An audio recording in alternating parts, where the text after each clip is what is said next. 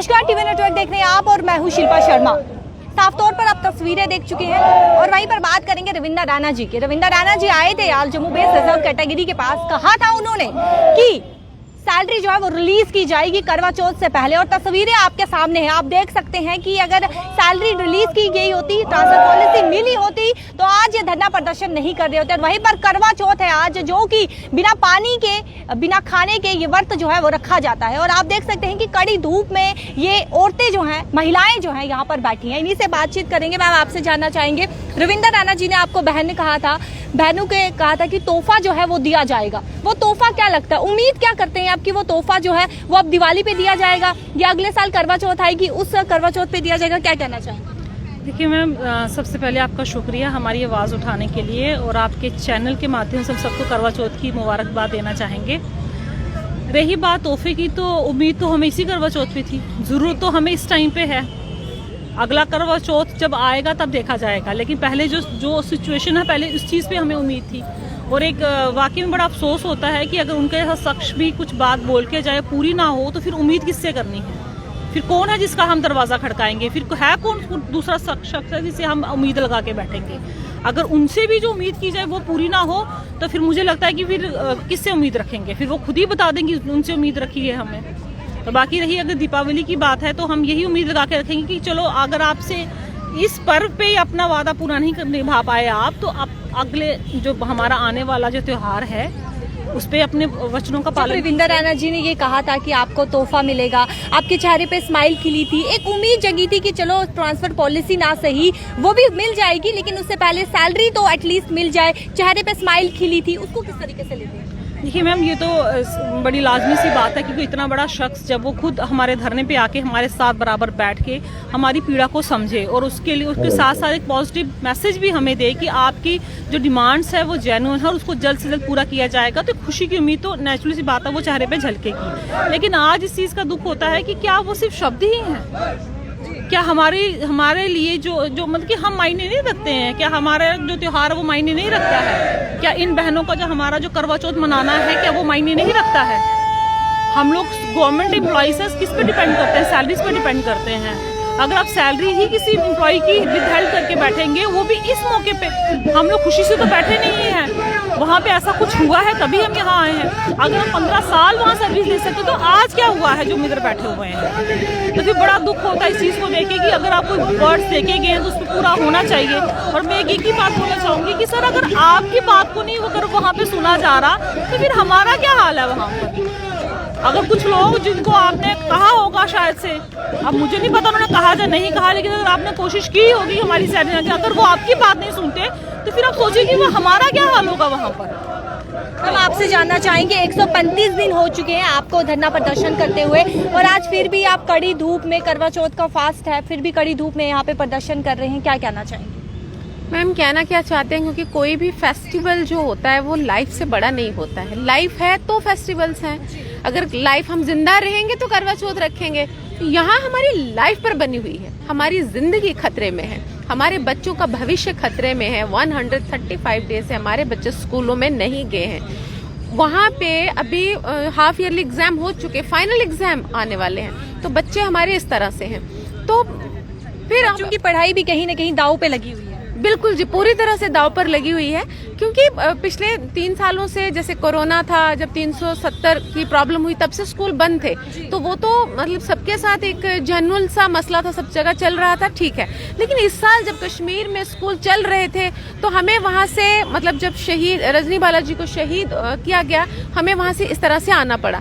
तो अब हम बच्चों की पढ़ाई कंटिन्यू कहाँ करें? मतलब यहाँ के स्कूलों में डाल नहीं सकते क्योंकि इनकी एडमिशन वहाँ पे है, और वहाँ जा नहीं सकते क्योंकि लाइफ है तो पढ़ाई भी है। जब पढ़ाई, अब तो नरेंद्र मोदी का भी ये नारा था जब कोरोना काल हुआ कि पहले जिंदा रहना जरूरी है, जब जिंदा होंगे तो पढ़ाई होगी। लेकिन अब तो हमारा जिंदा रहने का हक भी नहीं है, हमारा पढ़ाई का हक भी नहीं है, हमारा कल्चर। आपके माध्यम से एक बात कहना चाहूंगी, कल्चर पे बहुत बातें होती हैं, हम सबको अपने अपने कल्चर से बहुत लगाव होता है। कश्मीर में 14 साल रहने पर भी हमने अपने कल्चर को प्रिजर्व रखा है, वहाँ प्रिजर्व रखने की कोशिश की है।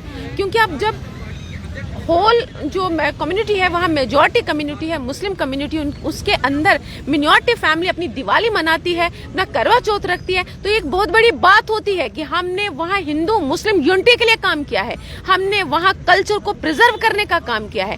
पर कितनी देर तक हम ऐसे घुट घुट के कल्चर वहाँ प्रिजर्व करेंगे? एक ना एक दिन तो हमें खुली हवा में सांस लेने का हक है, हमें आना चाहिए वापिस। अब हमें 15 साल हो गए, सर्विस कितनी होती है, मतलब 25 इयर्स किसी की 30 इयर्स, ज्यादा से ज्यादा 15 साल तो दे चुके, जैसे मैम ने कहा। अब क्या, हमने वहाँ सर्व किया, हमने वहाँ की सोसाइटी के लिए काम किया, जो उसके लिए बेशक हमें सैलरी मिलती है, हमने काम किया वहाँ के लिए, हमारा रिकॉर्ड आप चेक कर सकते हैं। ये कोई ऐसी बात नहीं मैं बोल रही हूँ तो आप सुन रहे हैं, आप मीडिया से रिलेटेड लोग हैं, आप जाके वहाँ पता कर सकते हैं हम किस डिपार्टमेंट में हैं, किस डिस्ट्रिक्ट में हैं, हमारे नाम से आप हमारा काम चेक कर सकते हैं। हम जम्मू बेस्ड एम्प्लॉयज वहाँ अपने काम के लिए जाने जाते हैं।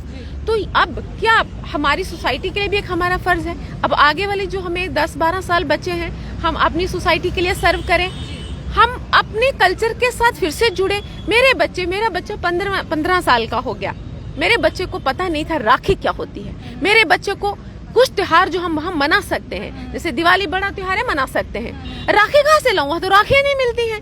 तो मतलब एक चीज जो बोल के, मैं उसको बोलती हूँ राखी का त्योहार ही ऐसा होता है, बोल के देखना और सामने जो चीज बच्चा देख कर सीखता है। मेरे बच्चों ने ये चीजें, ये बड़ी अजीब सी बात है मेरे लिए भी, हम भूल गए बहुत सारी चीजें।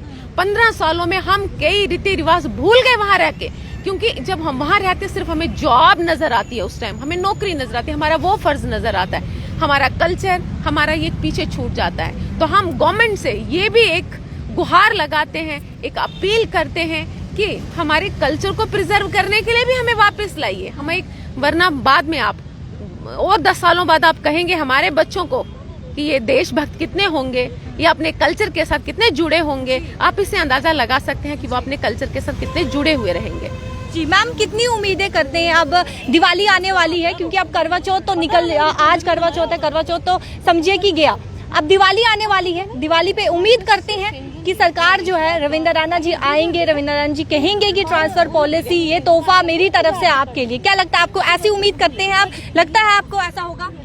मैम देखिए, करवा चौथ तो निकल गया, लेकिन हम उम्मीद करते हैं कि दिवाली तक, जो आने वाली दिवाली है, जैसे कि मैम ने कहा कि हमने हर त्यौहार जो है अपने वहाँ कश्मीर में मनाए हैं। आज का त्यौहार हमारा, मुझे लग रहा है करवा चौथ पहला त्यौहार है जो हमने जम्मू में मनाया, लेकिन ये यकीन नहीं था कि इस तरह धरने पे बैठ के मनाएंगे। लेकिन हम ये उम्मीद करते हैं कि जो दिवाली है वो हमारी जो एलजी सरकार है, या हमारे जो भाजपा अध्यक्ष रविंद्र रैना साहब जी हैं, वो हमें जो दिवाली का त्यौहार है वो इस तरह प्रोटेस्ट में बैठ के नहीं मनाने देंगे। हम दिवाली का त्यौहार अपने घरों में, उम्मीद है आपको?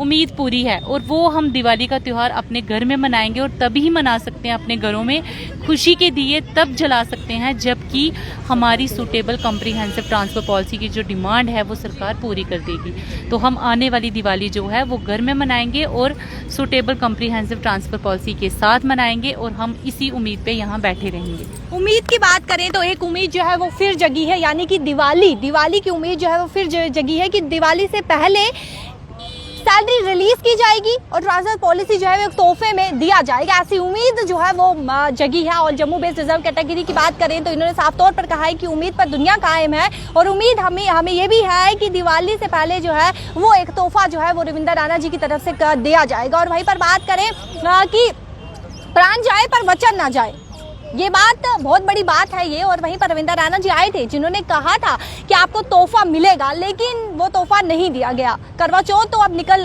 चुकी है, करवा चौथ तो अब समझिए खत्म ही हो चुका है, लेकिन अब दिवाली है, यानी कि एक उम्मीद है, दिवाली पे एक उम्मीद है। तो क्या अब दिवाली से पहले सैलरी रिलीज की जाएगी? क्या ट्रांसफर पॉलिसी मिलेगी या नहीं मिलेगी, या फिर से इनकी उम्मीद जो है वो टूट जाएगी? अब आप इसे किस तरीके से लेते हैं, आपकी क्या कुछ राय है? अपनी राय जो है वो कमेंट सेक्शन पर जरूर रखेगा। देखते रहिए टीवी नेटवर्क, अपडेट्स के साथ शिल्पा शर्मा के साथ कैमरा पर्सन दीपक।